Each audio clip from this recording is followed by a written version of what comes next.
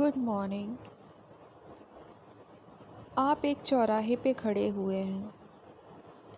उसमें से जो पीछे की तरफ रास्ता जाता है वह बुराई की तरफ आगे बढ़ता है और आपके आजू बाजू जाने वाले रास्ते वह 50% तो बुराई के रास्ते पे हैं और 50% अच्छाई के रास्ते पे हैं। लेकिन आपके सामने की तरफ जो रास्ता जाता है वह केवल अच्छाई के मार्ग पे आगे बढ़ता है। तो आप इनमें से किस रास्ते को चूज़ करेंगे?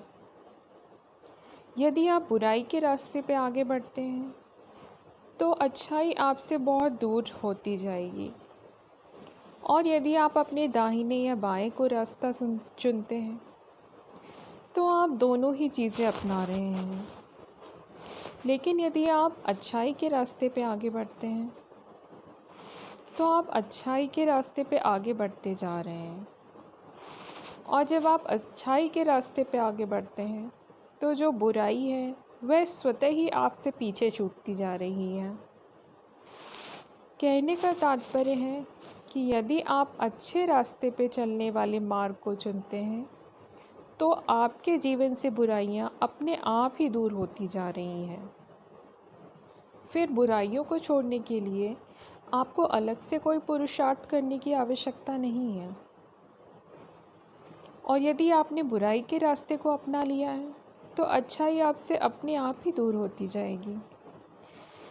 यदि आप अच्छाई के रास्ते पे आगे बढ़ना चाहते हैं तो यह बहुत ज़रूरी है कि आप ईश्वर का हाथ थाम लें, क्योंकि इस कलयुग में खुद को बुराइयों से बचा पाना यह बहुत ही मुश्किल कार्य है। यह कलयुग एक बुराइयों की नदी है जिसमें हम सब डूबे हुए हैं, और हम स्वतः ही इस नदी से बाहर नहीं निकल सकते हैं।